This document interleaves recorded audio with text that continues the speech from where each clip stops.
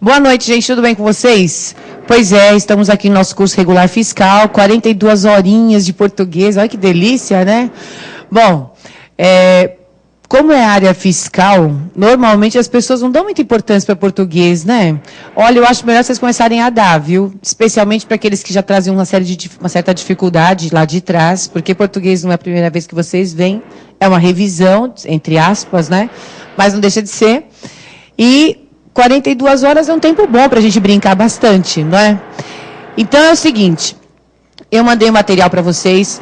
Seria muito bom que todos sempre tivessem com material à mão para cada aula, pelo seguinte, o material eu faço assim, olha, vocês recebem um material em Word que eu coloco o andamento todo da aula, certo? Vocês vão acompanhando comigo porque eu vou trabalhar com lousa eletrônica, com o tablet, enfim. Vai aparecer para vocês na tela sempre o material que vocês têm à mão. É como se eu estivesse escrevendo no caderno de vocês. Então, eu prefiro até que seja assim pelo seguinte, porque a gente ganha bastante tempo, vocês não precisam ficar anotando tudo, eu não preciso anotar tudo, porque senão a gente gasta mais tempo escrevendo do que com a aula em si.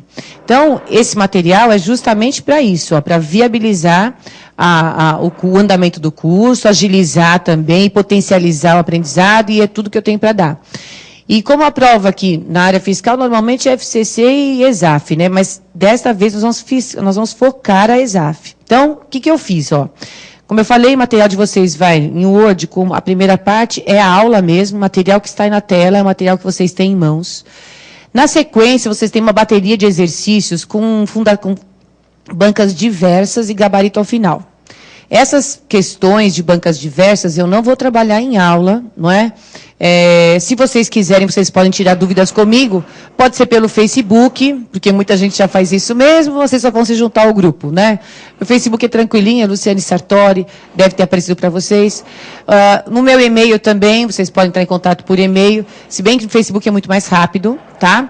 Ou então, se vocês quiserem jogar nos 15 minutos de perguntas. Então, vamos supor, hoje não deu tempo de vocês a gente acabou de começar o curso, mas aí na casa de vocês até a semana que vem, porque na próxima quinta nós temos a próxima aula, se até semana que vem vocês resolveram alguma questão e vocês tiveram dúvida, vocês já deixam publicadinho aí, posta para mim no final da aula, que aí eu entro e explico, tá? Então, não tem importância que a questão se refira ao assunto da aula anterior, porque português não tem isso. Ainda que eu faça o programa de vocês mesmo, que a gente tenha tópicos em especial para poder falar, ainda assim, vocês vão ver comigo que um assunto puxa o outro sem parar, certo? E a gente vai trabalhando o curso todo com algumas coisas que vão se repetindo, porque é assim mesmo. Quando vocês pegam a prova da ESAF para fazer, por exemplo, né, que é a prova que é mais cansativa, eu não diria mais difícil, mas a mais cansativa, ela justamente faz o quê? Assinale a certa, assinale a errada. Muitas questões é assim. E aí o que acontece? Você tem de ler e achar o erro, não é? Então vai na sorte. Ou seja, é tudo junto. Então a gente tem que perceber tudo junto também, tem que treinar em cima disso. Agora, como vocês têm, eu falei, o foco da ESAF, da FCC, durante as aulas, o que me foi pedido para que nós trabalhássemos com questões da ESAF. Então eu vou fazer isso. No andamento da aula, com esse material que vai aparecendo na tela, eu vou colocar algumas questões da ESAF e vou responder junto com vocês. Então, a gente vai resolvendo junto e é bem provável que as questões venham se complicar, porque daí eu vou misturando, certo? Vai haver momentos em que a questão virá inteira, haverá momentos em que eu vou dividir a questão, porque como muitas questões vêm com assuntos diversos, eu separo só o foco da aula, mas depois eu ponho tudo junto, enfim. Vou trabalhando para vocês irem se acostumando com a própria prova, certo? Essas questões diversas que eu ponho como tarefa de casa, que não estou falando nem das questões de aprofundamento ou dever de casa, como vocês chamam, que são aquelas 5 questões que são da ESAF também. Aquelas lá são para vocês trabalharem em casa mesmo. Essas que estão ao final do material, que não é no material separado, é brinde. Então, são questões nem muito atuais, mas não tem importância, porque português é sempre português, não existe atualização, as perguntas são sempre do mesmo jeito, feitas. São questões para vocês, na verdade, fixarem o conteúdo com questões de prova, certo? É isso que eu fiz. Então, por isso que eu falei, é de bancas diversas, né? É um conjunto de questões de bancas diversas, sem eu ficar com a preocupação da data delas, tá? Justamente por quê? Porque aí vocês podem treinar o assunto independentemente da banca. E aí nós temos as questões focadas em aula, mais as questões de aprofundamento, que são somente da ESAF. Tá certo? Então, eu fiz assim o material. Se alguém não entendeu, depois perguntar para mim, mas é isso. Tudo bem? Deu para entender. Então, essas questões que eu coloquei no material, outra coisa que eu quero avisar. Às vezes o pessoal fica assim, nossa, professora, quanta coisa para imprimir, né? Gente, porque a matéria não tem jeito, é um mar de assunto, né? Então, tanto é que no começo vocês têm o material de aula, que vocês vão acompanhar comigo, vai aparecer na tela. Depois vem as questões de fixação e ainda ao final tem um materialzinho teórico de apoio para vocês. Porque assim, eu falo a preposição, e aí vocês não se lembram quais são as preposições todas? Tá tudo no material, tudo lá. Então, quando vocês forem imprimir o material de aula, vocês podem fazer o seguinte, para não ter o custo aí da impressão e tudo mais, caso vocês queiram fazer isso. Vocês podem simplesmente selecionar até onde vai o material de aula, porque depois, quando vocês perceberem que é teoria, vocês não precisam imprimir, só deixar arquivadinho lá. Agora, eu também aconselho quem quiser imprimir tudo de uma vez, depois mandar fazer uma encadernação, porque fica uma apostila, viu? Fica uma bela de uma apostila, vocês vão ver, vai ficar um material bem chique. Tá certo? Então, vamos caminhar? Vamos caminhar, nós somos presenteados hoje, porque, afinal de contas, 18 de janeiro é uma data linda, dia do meu aniversário, e nós estamos aqui comemorando juntos com a primeira aula. Não é chique essa data? Eu achei maravilhosa. Eu falei, vamos pôr a primeira aula nessa data, professora? Pode pôr, pode pôr. Não tem importância não, tá? Tem erro, não tem problema. Então, vamos lá. Nós vamos começar com um assunto bem fácil, o assunto mais fácil que a gente tem para trabalhar aqui, que é o de acentuação gráfica, né? Vocês devem ter aí com vocês material, como eu falei, estou pressupondo que todos tenham. E aí é o seguinte, a acentuação gráfica não deixa de ser um assunto voltado para grafia, não deixa de ser ortografia. Só que a gente vê a parte porque esses acentos de que nós vamos tratar aqui, né, eles são acentos que, na verdade, a gente usa por conta do som. Então, esses a gente consegue visualizar, entender a colocação deles por som. Por isso que a gente tem essa visão à parte. Então, são 3 acentos que nós vamos ver. O agudo, o circunflexo e o trema. Professor, aí o acordo. Esse acordo deixa todo mundo de cabelo branco. Até eu, vocês estão vendo, né? Deixa a gente de cabelo branco mesmo, mas é o seguinte. A ESAF, até hoje, né, desde que o acordo foi firmado e que as 2 versões da língua portuguesa, no que diz respeito à grafia, estão valendo, ou seja, as normas anteriores ao acordo e as normas posteriores ao acordo são vigentes até o final deste ano.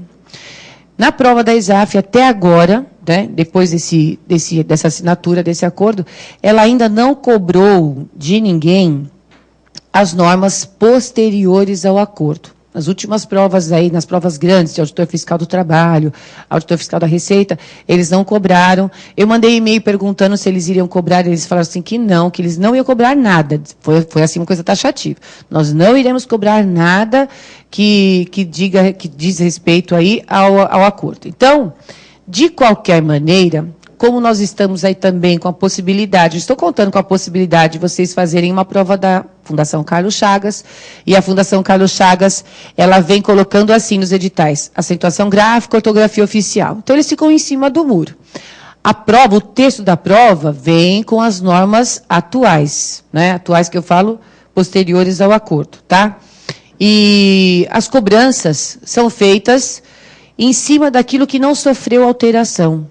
Então, eles ficam em cima do muro nesse sentido, certo? O que não sofreu alteração está na prova. O que era antes do acordo e continua após o acordo e continuará, eles cobram, tá? Então, até 2010 eles não cobravam nada da parte de grafia, para não ter tumulto. Em 2011, eles já voltaram por as questões de novo de grafia, e aí eles vão mesclando. Então, em algumas provas, inclusive, eu notei algumas questões que misturavam as normas anteriores ao acordo com as normas posteriores ao acordo. Só que nessas questões, vocês não tinham só que saber essas normas de grafia, havia outros erros que ajudariam vocês a eliminarem os itens. Então, é como eu falei, eles estão em cima do muro por enquanto. Então, o que eu fiz? Eu coloquei tudo no material, a gente vai ver tudo. Eu vou explicando para vocês como sempre foi. Começo assim, eu explico. É assim que funciona. Então, é como se eu estivesse explicando para vocês, independentemente do acordo, acentuação gráfica. Na sequência, eu entro no material, vocês têm isso. Acordo. Aí eu explico o que esse acordo fez. Então, aí vocês já ficam com as 2 coisas. Tá certo? Então, para quem não vê português faz tempo, vai a revisão do que sempre foi, né? E para quem vai prestar prova agora, atenção ao edital. É só isso que eu tenho para falar. Por quê? Como eu falei, a ISAF até aqui disse que não cobraria nada referente ao acordo até a vigência dele plena. Mas até aí, né, gente, eu não confio. Eu sugiro a vocês que quando sair um edital da prova que vocês querem prestar, que vocês leiam o edital com atenção. Até porque a FCC nesse ano é assim, ó. TRE na região lá do Nordeste, que está acontecendo agora, a TRE, né?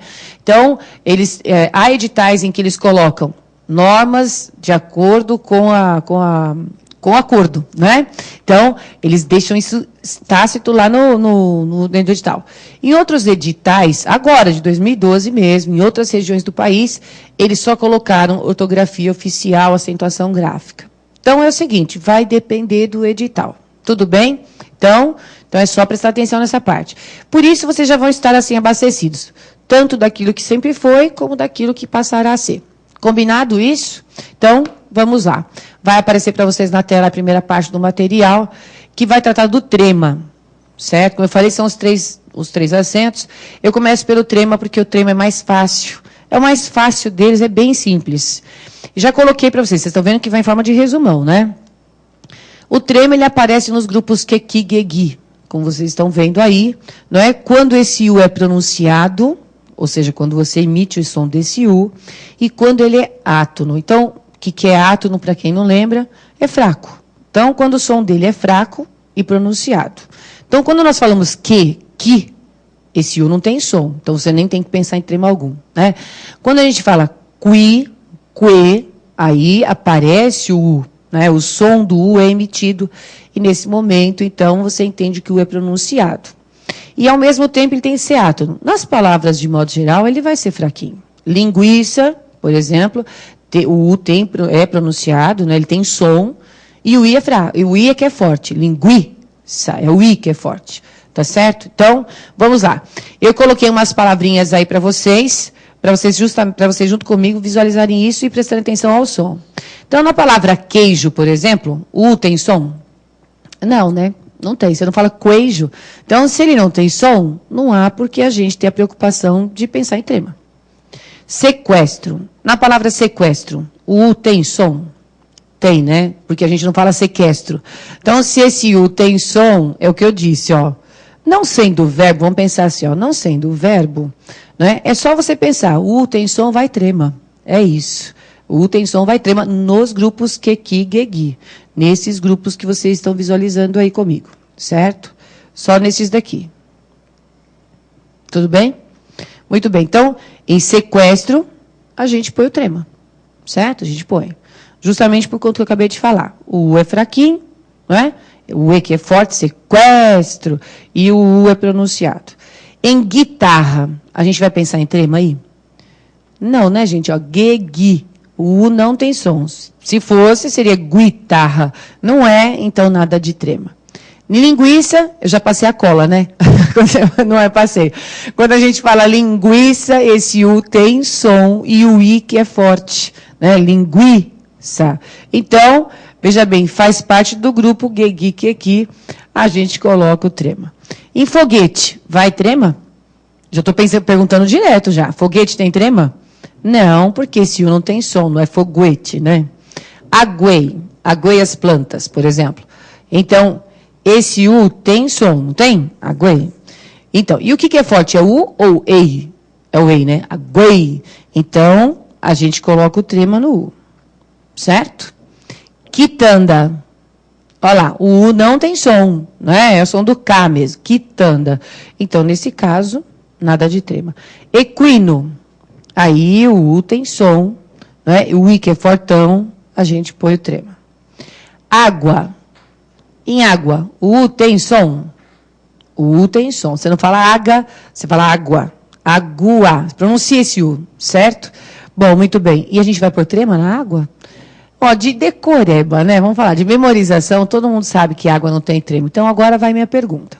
Se esse U é pronunciado e é átono, porque você fala água, é o A que é forte, não o U, por que esse U não tem trema? Que pergunta que não quer calar? É facinho. Não faz parte do grupo Keki, Gegi, não é? Agora, sem que a gente memorize, não precisa memorizar isso aí. É simples entender por que que somente nos grupos QQ, GG vai trema? É fácil. Toda vez que vocês escreverem uma palavra, vocês forem escrever ou falar a palavra, Guaraná, por exemplo, água, GUA, tem o grupo GUA, não tem? Vai haver alguma palavra que você escreva GUA e pronuncie GA? Isso não existe em português. Toda vez que você escrever GUA, o som vai ser GUA. Toda vez que nós escrevemos GUO, a pronúncia será GUO. QUO, QUO, certo? QUA, QUA, e assim por diante. Então, é por isso que a gente não tem a necessidade de colocar trema em outros grupos que não sejam QQ, GG. Porque somente esses 4 é que tem 2 sons possíveis. Não é? O que pode ser que, como pode ser que. O que pode ser que, como pode ser qui. O gue pode ser gue. E o gui também as duas coisas. Pode ser gui, como Guilherme, como pode ser gui, na linguística que a gente acabou de ver agora há pouco. Então, esse acento aí do trema, ele sempre foi um acento diferencial. Só para a gente mostrar quando esse U é vogal mesmo, certo? Ou quando ele não é. Porque quando ele não tem som algum, ele não é vogal. Para quem não lembra, volta lá para a 4ª série, né? Esse GU em que a gente fala G, né? Ou GUE, que fala G, GUI que fala GI, é dígrafo. Vocês se lembram disso? Que o G e o U são juntos, são dígrafos, né? São 2 letras de um som só. Então, não é vogal. Quando ele é vogal, você põe o trema. É isso, tá? Então, em água, não vai trema por conta disso. Porque está junto do A. Entendido? Muito bem. Vejam aí a prova do que eu falei. A palavra cota não tem trema, porque o QU está junto do O, não é? E aí acontece, não há como você escrever QO e ler cota. Não tem, não existe isso aí. Você não vai falar có, vai falar quó. Então, você não precisa de pôr o trema para fazer a diferença de quando esse U não tem som nesse grupo QO, certo? Então, tanto é verdade que a palavra cota existe. Essas duas existem. São formas diferentes de você escrever a mesma palavra e, portanto, de pronunciar a mesma palavra, tá vendo? A gente não põe trema para fazer a diferença. Quando a palavra apresenta 2 formas, que isso não é sempre, algumas têm essas 2 formas, a gente chama de formas variantes. Então, a palavra cota tem a forma variante cota, certo? Tá vendo? Vocês entenderam aí que vai na lógica do trema, né? A mesma coisa acontece com 14 e 14. Se a gente escreve QUA, a pronúncia vai ser 14, escreve CIA, fica 14, então não há por que usar trema algum também, porque só existe essa forma de pronúncia para esse grupo, e esta palavrinha em especial tem a forma variante. Entendido? E aí a gente escreve com CA para falar 14. Tudo bem? É simplesinho o trema, não é? Ele é simples. Agora vejam bem. Continuando aqui. Eu fiz essa nota para vocês têm essa nota aí no material, que diz o seguinte, olha, esse U que nós vimos até aqui, né, nas palavras em geral, tirando alguns verbos, que é do que nós vamos falar agora, né, recebiam o trema, então, para fazer a diferença da pronúncia, não é isso? Bom, mas nesse U, que é pronunciado hiátono, em alguns verbos, porém, né, esse U é pronunciado e é tônico. Então, o tônico, no caso, é quando esse U é pronunciado, como eu marquei aqui, ó, e é forte. Certo? Então, o tônico, quando ele é forte. Se ele é forte, a gente não põe mais o trema. A gente põe o acento agudo. Certo? Então, eu pus o exemplo do verbo arguir aí, não é? Que o verbo arguir no presente, quando a gente fala ele argui, esse U é forte, então a gente volta para aquele primeiro passo que eu dei com vocês. Nos grupos GG, QQ, o U pode ter som ou não, ou seja, ele pode ou não ser pronunciado, certo? No verbo arguir, esse U é pronunciado, né? E no caso do verbo, ele argui, não é ele arguir, ele argui. O U é forte. Então, o que a gente sempre fez? Colocar acento agudo nesse U, porque ele é pronunciado e forte, fazendo a diferença de ele argue, né? Ou seja, quando o U não tem som, certo? Vocês entenderam? Então, isso acontece com alguns verbos, como obliquar, apropinquar, que são verbos que a gente não usa. Então, em prova, o que sempre, na verdade, foi pedido pelas bancas é esse assunto voltado para esses 2 verbos aqui, averiguar e apaziguar. Por isso que eu só coloquei os 2 aí. Dá uma meia dúzia de verbos, e são esses 2 que são aqueles que sempre foram mais cobrados, porque em prova, gente, examinador pede de vocês aquilo que as pessoas mais erram, aquilo que as pessoas mais têm dificuldade de saber, ou que entra no vício da língua do dia a dia, né? Porque na linguagem falada, na linguagem mesmo do dia a dia, eu diria, mesmo quando a pessoa quer fazer linguagem formal, ela acaba se perdendo, porque o que manda é o dia a dia. Então, aquilo que as pessoas mais erram, tem os vícios da linguagem, a gente como adulto tem muito vício na linguagem, é que é pedido mesmo em prova, tá? Então, esses dois verbos sempre foram os mais cobrados. Entendido? Então, vamos ver o que acontece com esses dois verbos aí. Olha aí. Eu coloquei para vocês no material as tabelinhas, né? Coloquei umas tabelas. E eu estou mostrando para vocês. Presente do indicativo do verbo averiguar. Então, a pronúncia, vocês têm que prestar bastante atenção à pronúncia. Se nós estivéssemos aqui no curso presencial, eu ia fazer todo mundo falar junto comigo aqui. Então, é importante que vocês pensem e se concentrem no som que eu vou emitir, já que não estão todos aqui comigo, certo? Porque é isso que vai fazer a diferença. A pronúncia do presente do indicativo, professora, presente do indicativo, logo na primeira aula, ninguém merece isso, né? Mas merece sim, porque o presente do indicativo é aquele presente que você aprendeu primeiro, né? Eu amo, tu amas, ele ama, bem tranquilinho. Então, do verbo averiguar, assim como do verbo apaziguar, eu coloquei o averiguar como modelo, né? Como é que vai funcionar? A pronúncia vai ser assim, ó, eu averiguo. Vocês estão vendo que eu coloquei aí um sublinhado no U, justamente para quando vocês forem retomar o estudo em cima disso aqui, vocês saberem como é que funciona. Então, não é sílaba tônica nem nada, é só para vocês saberem que esse U é forte e que a pronúncia é esta que eu acabei de fazer. Eu averiguo. Tu averiguas e ele averigua, certo? Nós averiguamos, olha lá o que sublinhei o A. Vós averiguais. Coloquei o tracinho lá no AIS, porque para vocês perceberem onde vai a força da palavra, né? E eles averiguam, volta para o U. Então, no nós e no vós, como vocês estão vendo aí, é o A e o AIS que é forte, né? É o A que é forte, na verdade, nos dois casos. Nas outras pessoas, primeira, segunda, terceira do singular, em eles, terceira do plural, é o U que é forte. Só que aí a gente não tinha que ter a preocupação de colocar acento em nenhuma delas. No que diz respeito ao trema e aquele acento agudo, que seria o forte e o fraco do U, né? Porque todos os grupos aqui, de GU, estão feitos com O ou com A. Não é isso? Então não entra no geek aqui, certo? Agora, aí ao lado, vocês têm aquele outro presente, que é o presente do subjuntivo, que você aprende quando você é um pouquinho mais velho, né? Aí eu coloquei esse que na frente, para vocês se lembrarem, que foi assim que eu acredito que a maioria de vocês deve ter aprendido lá na quinta série também, que a professora mandava a gente colocar o que antes. Olha, presente subjuntivo você conjuga com o que na frente, porque ele ajuda você a lembrar. Não é uma regra, mas ajuda. Então vai ser que eu... Como é que a gente vai falar aqui agora? Como é que pronuncia isso? Eu não marquei nada aí. Isso eu deixei para vocês fazerem junto comigo. Eu dei o modelo. Pronúncia do averiguar, do apaziguar, vai ser essa. Eu averiguo, tu averiguas. Seguindo esta tonicidade aqui, como é que a gente conjuga o verbo averiguar no presente subjuntivo? Que eu averigue. É o U que é fortão, ó. Que eu averigue. Certo?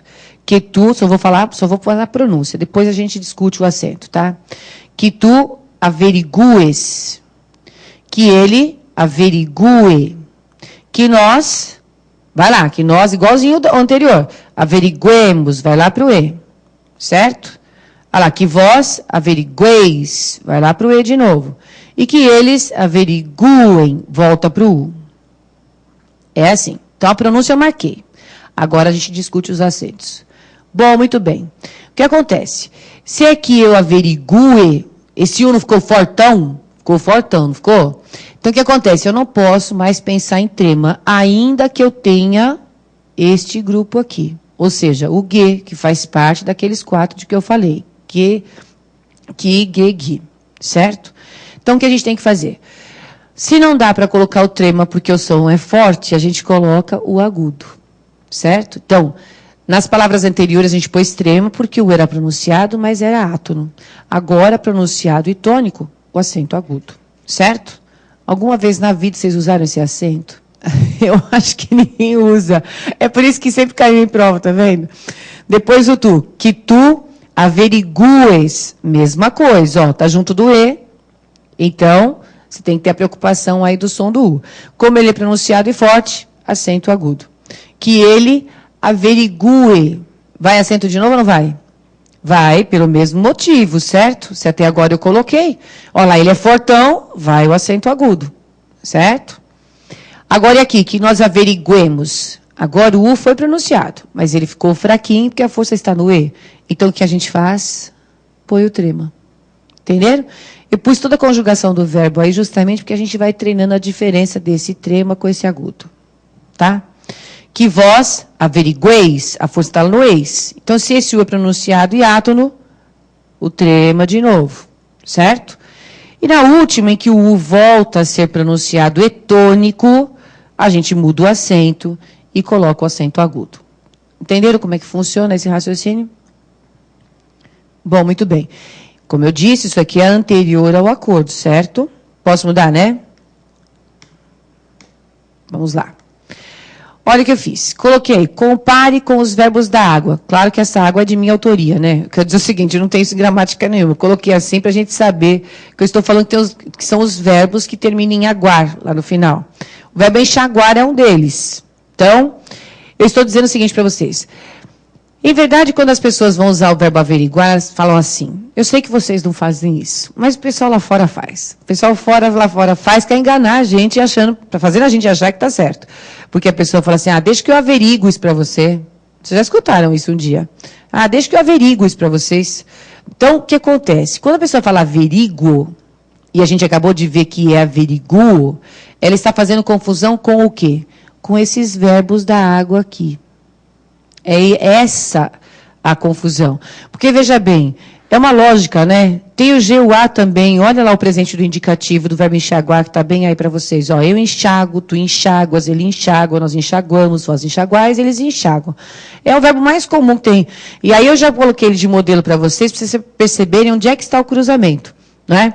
Se esse verbo é tão comum e a gente fala deste jeito, e o verbo averiguar, o verbo apaziguar, tem exatamente as mesmas terminações, a gente, por lógica, faz o quê? Pronuncia o averiguar e o apaziguar como pronuncia o enxaguar, certo? Então, é aí que mora a confusão. E aí eu já deixei o verbo enxaguar ao lado prontinho para vocês, tá vendo? Lá, no presente do subjuntivo, com o que para ajudá-los? Que eu enxague, que tu enxagues, que ele enxague, que nós enxaguemos, que vós enxagueis, que eles enxaguem. Então, eu nem vou marcar qual é a tônica aí, porque os acentos já vão mostrando, né? A própria acentuação já vai mostrando. Vocês entenderam? Então, olha que diferença que deu. Vocês estão com o material todo na mão. É só comparar o que a gente fez no averiguar com o que ficou no enxaguar agora. Certo? É a diferença, tá? Bom, muito bem. Isso é o que sempre foi. Isso é o que sempre foi. Agora, o acordo, né? Já pus 2012 aí, porque até o final desse ano, a partir do final desse ano para frente, 2013, já vale o que eu vou falar aqui, certo? Então, veja bem, o que acontece é o seguinte, o acordo fez a seguinte mudança nesta parte. Eles cruzaram esses dois grupos de verbos, certo? Em verdade, eles reuniram todos aqueles que tinham as terminações com essas finalizações aí, com o que, ge, né? Independentemente de ser conjugado ou não, lá na conjugação vai aparecer, né? Você fala enxaguar, mas vejam que na conjugação aparece o, aparece e. Então, o que o acordo fez? Eles mesclaram esses conjuntos de verbos aí.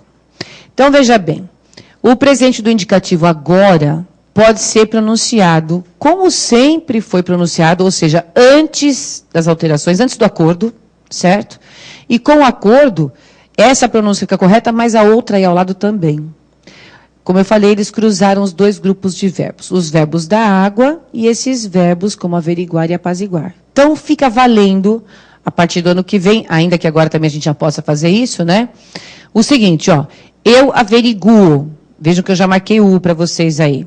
Tu averiguas, ele averigua, nós averiguamos, vós averiguais e eles averiguam. Certo? Olha lá. Então, é exatamente igual ao que a gente estava fazendo antes.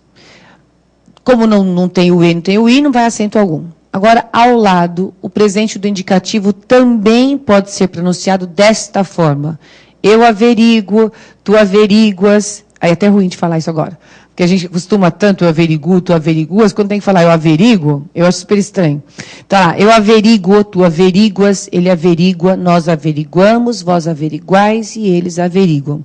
Perceberam qual foi o cruzamento? A gente tem as duas possibilidades de pronúncia, certo? As duas. Mas notem que isso altera a acentuação. Porque antes o averiguar não tinha acento algum, certo? E agora ele pode continuar sem acento, e a pronúncia é esta do U forte aí, menos o nós e no vós. Ou você coloca acento no ri, não é? Tá vendo? Ó? Com exceção do nós e do vós, e a pronúncia muda. Entendido? Então, você tem as duas coisinhas. Como eu falei, foi um cruzamento, né? E o verbo enxaguar, mesma coisa. Se eles se cruzaram, ficam valendo as duas formas. Olha lá, eu enxago, tu enxáguas, ele enxágua, nós enxaguamos, vós enxaguais, eles enxaguam. É uma pronúncia correta, que sempre foi a dele, certo? Sempre foi esta a pronúncia do enxaguar. Ou a gente pode fazer a pronúncia do enxaguar, como sempre foi do averiguar, apaziguar. Olha lá, eu enxaguo, tu enxaguas, ele enxagua, nós enxaguamos, vós enxaguais, eles enxaguam. Eu acho que ficou pior que a emenda, né? Não é verdade? Podia ser tudo igual a enxaguar, como as pessoas já falam mesmo, e pronto. Não, mas aí eles resolveram cruzar, por quê? Porque havia já antes uma forma, né? E a confusão se dava com outro grupo. Então vamos misturar tudo, agora as duas formas ficam valendo. Bom, muito bem. Para o dia a dia, isso aqui, na verdade, facilitou, tá, gente? Dificultou foi para nós aqui, que temos que trabalhar com concurso público, porque, com certeza, isso vai aparecer depois em prova. Ó, presente do subjuntivo. A gente viu o presente do indicativo dos dois grupos de verbos, da água e os outros dois, certo? Agora, no presente do subjuntivo, como é que fica? Porque agora entra o é, né? Ah lá. Que eu, lembra que tem o quezinho aí, eu não pus, mas que eu já mostrei antes, né? Então, que eu averigue, que tu averigues, que ele averigue, que nós averiguemos, que vós averigueis, que eles averiguem. O que acontece? O trema não vai ser mais usado. Certo? O trema não será mais utilizado, vocês têm isso marcado aí na apostila, no material de vocês. Eu falo apostila porque é hábito, tá? Mas está aí no material de vocês. Eu até fiz um quadro resumo para vocês com as normas do acordo. Vocês perceberam, está logo em seguida. Né? Para cada alteração que eu ponho ao final um quadro resumo, assim você já tem em destaque o que sofreu alteração, tá? Então, o que acontece? Ó, não vai mais haver acento algum, porque o trema não vai ser mais utilizado. E se o trema não vai ser mais utilizado, né, depois do acordo, este acento agudo que nós punhamos aí nesse U pronunciado e tônico também caiu. Então, a gente pronuncia que o averigue, mas não coloca mais acento algum. Assim como não entra o trema, não entra o agudo. Entendido? Ao lado, eu pus a outra forma, que é aquela dos verbos da água. Então, vai ficar também certo que eu averigue, que tu averigues, que ele averigue, que nós averiguemos, que vós averigueis, que eles averiguem. Fica tudo certo, tá? Só que aí, vocês estão vendo que, de novo, mexe na acentuação. Ou você não põe acento algum, ou, quando puser o acento, muda a pronúncia. Tá certo? É isso. Então, já está tudo prontinho aí, para vocês saberem depois como é que fica, até na hora de estudar, né? E eu fiz a mesma coisa, gente, com o presente do subjuntivo do verbo enxaguar, não é? Que você vai jogar o que aí na frente também, para ajudar a conjugar o verbo. Como vocês podem notar, tem as duas formas, nem vou ler tudo outra vez, tá? Aí os próprios acentos vão ajudar. No caso aqui, o acento eu enxague some quando você fala que eu enxague. Então, são as duas pronúncias e as duas formas de acentuar. Ok? É isso. Bom, muito bem. Então, cruzados esses verbos, coloquei uma questãozinha da ESAF aí para a gente botar isso em prática. Então, olha o que nós temos aí. Nós não precisamos ler esse texto que está aí em cima. Eu pus para vocês saberem como vinha na questão. Certo? E quando eu coloco assim, adaptada, tem um A a mais aqui, né? Agora que eu vi, ó. Adaptada. Então, eu pus adaptada, apenas julguem o item, porque quando vocês recebem o material, eu sei que muita gente com antecedência vai ler, né? Então, eu já estou dizendo o seguinte, notem que só tem o item B aí.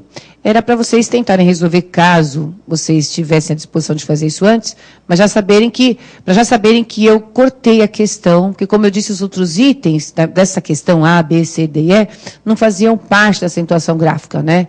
Então, eu recortei este itemzinho e a gente só julga se ele está certo ou se ele está errado, tá bom? Então, a gente tem lá, ó, neste item, Se no mesmo contexto sintático, ele fala assim só para dificultar a vida do cidadão, né? Nesse mesmo contexto sintático é na frase, é só isso, no texto, mesma coisa que fala no texto.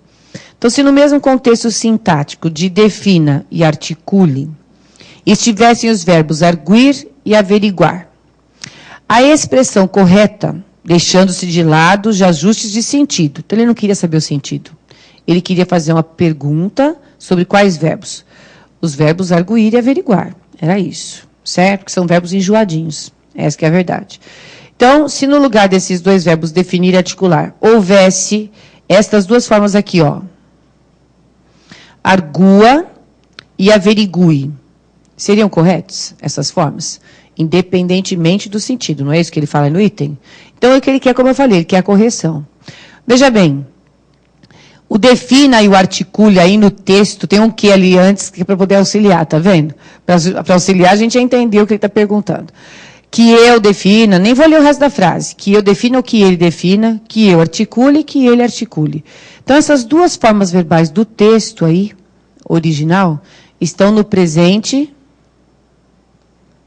do subjuntivo, que foi o que eu acabei de mostrar, certo?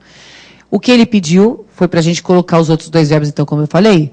Vejam que ele colocou o argua e o averigue já prontos, também os dois, para você verificar se seriam formas corretas destes dois verbos no presente do subjuntivo. E aí, gente, seriam duas formas corretas ou não? Em cima do que eu expliquei. O que vocês acham? Duas formas corretas, isso mesmo. Porque, ó, que eu ou que ele argua, é o U que é forte, e por isso mesmo que não vai acento algum aí. Né? O grupo é G-U-A, não tem o E, não tem o I, então você nem tinha que pensar em trema nem acento agudo neste caso, certo? Se fosse para ser uma pronúncia diferente, seria argua, tá vendo? Então ele nem colocou porque ia ficar ridículo mesmo, aí todo mundo ia acertar, né? Então por isso que ele nem colocou. Mas a forma correta é essa, né? Que ele argua, que eu argua. E o averigue, aliás, o averigue, né, também ficaria correto. Ele pôs o acento certinho aí, né? Olha lá, ó, que eu ou que ele averigue, certo? Então, o que acontece é que se o era forte, tinha que ter o acento. Vocês estão vendo que a prova aqui é de AFRF de 2002, ou seja, nem se falava do acordo ainda. Ou se já se falava, não estava na publicidade da mídia ainda. Então, o que acontece? Isso aqui é o que era antes do acordo, certo? Aí ele pôs o acento justamente porque, como esse U é pronunciado, e tônico, no caso, no grupo G, o E, no lugar do trema, ele receberia o acento agudo. Então, para a época, essa questão estaria correta. Se a questão, então, fosse feita agora com as normas do acordo, essas duas maneiras aqui estariam corretas? Não. O que deveria acontecer? O argua, tudo bem, está junto do A, não fez a menor diferença, né? Então, o averigue é que estaria errado, certo? Porque esse acento caiu. Esse acento caiu. Então, esse acento não poderia entrar aqui. Só que nós teríamos duas formas de ele apresentar o verbo averiguar e as duas formas estariam corretas, se fosse o caso. Então, ele teria que apresentar averigue sem acento ou com a outra forma que eu mostrei hoje, que é semelhante à do enxaguar dos verbos da água. Averigue. Não é isso? São as duas formas possíveis. Que eu enxague, então que eu averigue. Por isso eu coloquei o acento aí nesse I, certo? E averigue, mantém essa pronúncia aqui, só que sem o acento. Entendido? Então isso aqui é para o acordo. Eu vou pedir para o Léo, nosso monitor, hoje, para ele gravar as minhas lousas. Dá tempo, né? Que eu esqueci de falar antes. Então, mas eu estou fazendo para vocês. Ele vai gravar as lousas, porque aí, quem quiser depois pegar esse material no site, para ir ver nas anotações que eu fiz, porque por acaso esqueceu o material, não sabia, não trouxe, enfim, pode pegar com as anotações que eu fiz, tá? Por isso que eu vou ficar marcando tudo aqui, porque se alguém quiser pegar depois, está tudo marcadinho. Combinado? Então, tá bom. Entendido essa questão? Pronto. Agora chegamos ao agudo e ao circunflexo. Vamos lá. Então, agora vocês vão se sentir bem criancinhas mesmo, porque quando a gente fala de acento agudo e circunflexo, a gente volta lá para trás, né? Olha, o agudo e o circunflexo, então, são acentos que a gente usa quando? A gente usa os dois acentos, inicialmente, por um mesmo motivo. Porque a gente descobriu a sílaba tônica da palavra e aquela sílaba tônica é acentuada. Então é assim, tanto o agudo quanto o circunflexo são utilizados apenas nas sílabas tônicas, nas fortes, certo? Qual que é a diferença? É que o agudo só entra em sílaba tônica de som aberto. Eu pus o exemplo da avó, para a gente lembrar o som, né? O que é o som aberto aí? Olha lá, o avó. Então, vó aí, da palavra avó, é a sílaba tônica de som aberto. Vai acento agudo. E o avô, não é? Vocês estão vendo que é bem isso que acontece. O acento circunflexo tem o som fechado, é som masculino. Então, eu coloquei o masculino e o feminino, que era justamente para a gente entender isso. O som agudo é o som aberto, feminino, e o avô, olha lá, som fechado, masculino, né? Que a professora brincava com a gente, que é o chapéu do vovô e o grampinho da vovó, né? Mas, enfim, os dois só entram em sílabas tônicas, um de som aberto, outro com som fechado. Entendido? Primeiro passo. Agora, veja bem, esses dois acentos, como eu disse, eles só entram em sílabas que são tônicas. Mas, pessoal, nem todas as sílabas tônicas são acentuadas.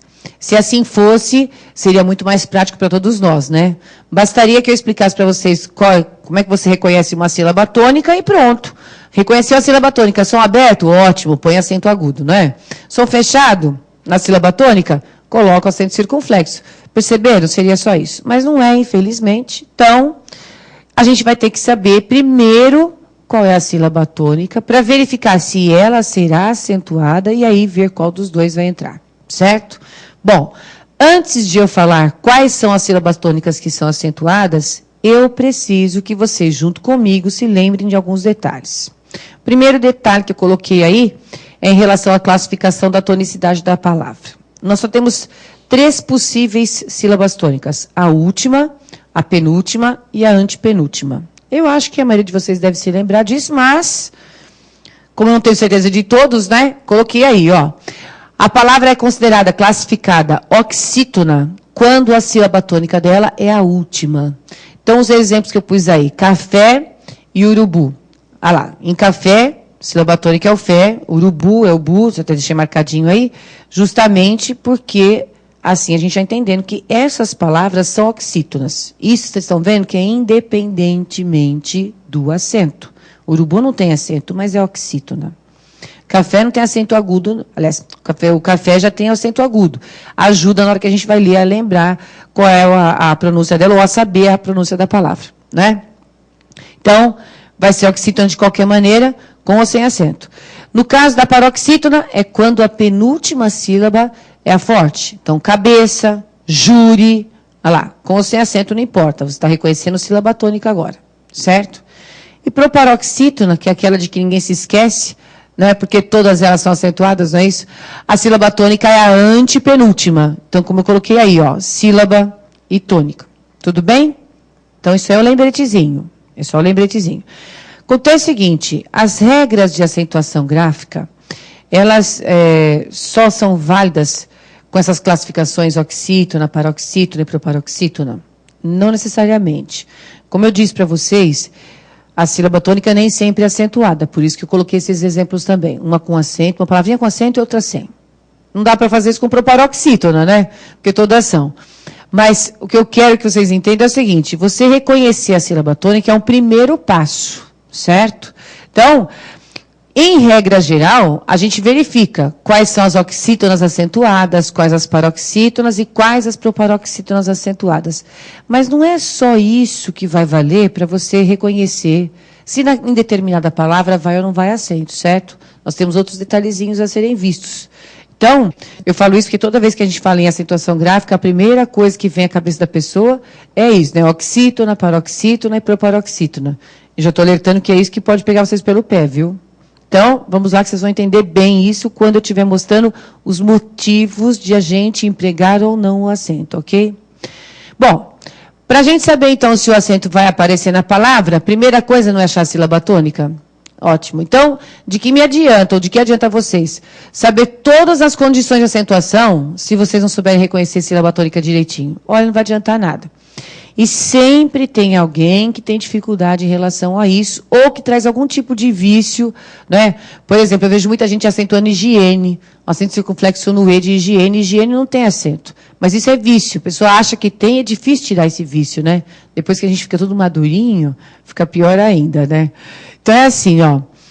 Eu pus algumas palavrinhas aí para vocês reconhecerem destas palavras, junto comigo, as sílabas tônicas, tá? E aí, é assim, como vocês não estão aqui comigo, eu já vou dizer como é que vocês devem fazer. Porque, do contrário, sempre eu vou perguntando e as pessoas vão me dizendo quais as sílabas que elas acham que são tônicas nessas palavras, né? Mas, como não dá para a gente fazer isso agora, eu vou mostrar direto quais são as tônicas, e aí vocês já vão entendendo como é que faz. Então, é assim, para quem tem facilidade, ótimo. Para quem tem dificuldade, pode usar o que eu vou falar, porque eu, já vou dizendo, é 100% garantido pelo Inmetro. Pode fazer o que eu vou falar agora, que funciona sem erro, tá? Então, é assim, cada um de nós aprende de uma forma a reconhecer sílaba tônica. E muitos conseguem reconhecer com facilidade, como eu disse.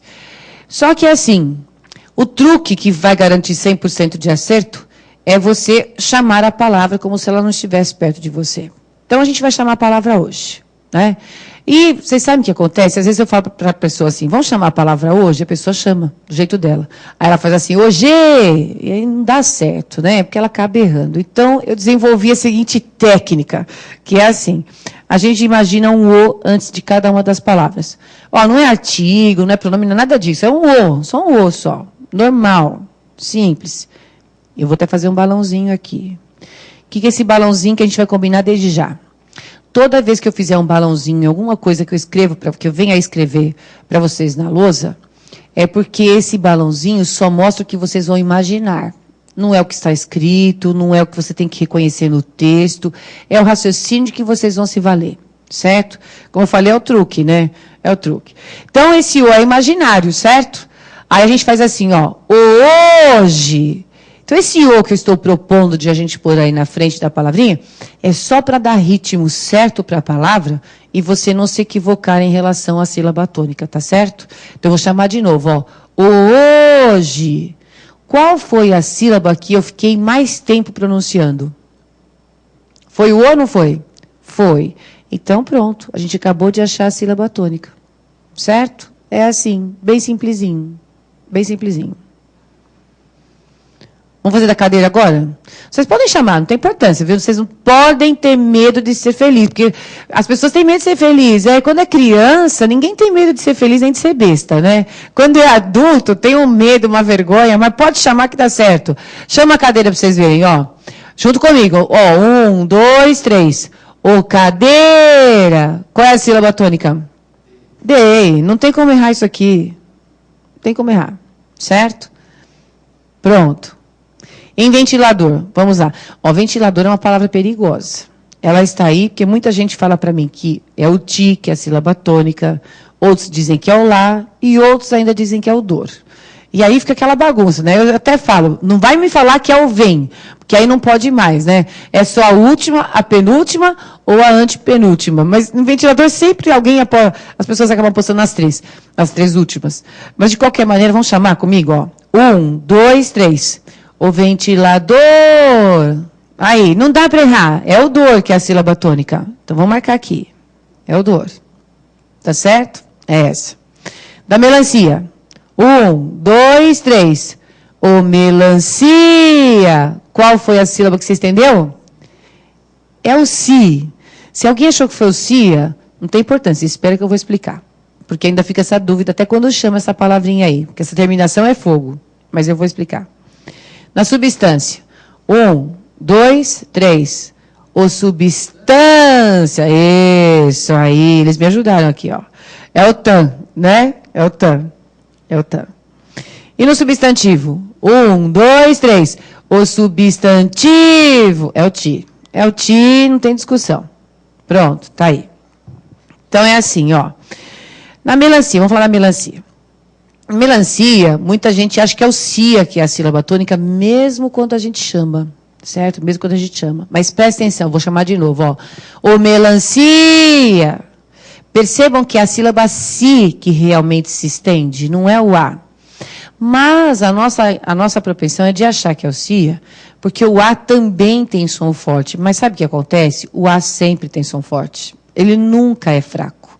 Então, vamos lembrar do seguinte. Existem as vogais, a, e, i, o, u. Mas, quando elas vão para as palavras, vistas separadamente, todas são vogais. Nas palavras, algumas se mantêm como vogais e outras passam a ser semivogais. O A, por excelência, por conta do som, sempre vai ser vogal. O A sempre é vogal, ele nunca muda. Fora ou dentro da palavra, o A sempre é vogal. Daí essa impressão que a gente tem, para alguns, que a sílaba tônica é o cia. Agora eu volto a repetir. Se o A sempre tem som forte, e quando você chama o melancia, você vê que o si tem o som estendido, o que acontece? Você tem certeza, a partir daí, se o si teve o som estendido, você tem a certeza de que esse i é vogal. E agora você já sabe que o A sempre é vogal. O que acabou de acontecer? Duas vogais, uma ao lado da outra. Então, vamos lembrar. Quando a gente tem duas vogais, uma ao lado da outra, na mesma palavra, na separação silábica, o que a gente faz? A gente põe uma para cada lado, não é isso? Então, a separação silábica aqui, qual seria de melancia? Me, lan, si, a. Não é isso? Então, o que acabou de ocorrer aqui, quando a gente encontra duas vogais assim na palavrinha, uma ao lado da outra, o que a gente faz? A gente separa, porque isso aqui se trata de quê? De um hiato. Certo? É assim. O hiato, então, sempre vai apresentar as duas vogais, só que aí, justamente porque são duas vogais, elas têm de ser vistas e pensadas separadamente. Isso porque, em português, só existe uma vogal por sílaba. Nunca você vai encontrar uma sílaba com duas vogais. Na formação da palavra, nunca duas vogais. Sempre uma vogal. Isso quer dizer que o número de vogais que uma palavra tem corresponde ao número de sílabas que ela tem. Então, no caso, se o A sempre é vogal e o I teve o som estendido também é vogal, a gente tem a vogal A, a vogal I, depois uma outra vogal aqui, certo? Que é o A, e a outra vogal é aqui, não é isso? Ah lá. Então, nós temos 4 vogais em melancia. Por isso que na separação silábica a gente encontra 4 sílabas. Tudo bem? Ok. E aí, professora, como é que a senhora explica essa cadeira em que o E e o I ficaram juntos na mesma sílaba? Aí é isso mesmo, ó. É exatamente o que eu estou dizendo. Pode haver apenas uma vogal por sílaba. Então, o que a gente sabe com certeza? Que esse A é vogal, que esse A é vogal. Na palavra cadeira é muito fácil de entender o que acontece. Quando a gente escreve cadeira, a gente escreve o C, o A, o D, o E, o I, o R e o A. Então, o E e o I aparecem aí grafados, não é isso? Na hora de falar, a gente fala assim, ó, a cadeira quebrou. Olha, chega a ser arrogante, não é? Chega a ser, porque nós não costumamos fazer isso. Na fala, nós somos muito concisos, né? A gente até tira o que não deve, a gente é além de, vai para lá do conciso. O que acontece é que na hora de pronunciar, esse I dá trabalho de falar. Então, o que a gente faz? A gente fala, a cadeira quebrou, não é assim? Então, quando você percebe que o I, aí no caso, nem tem som, certo? Nem tem som, vocês viram? A gente fala cadeira...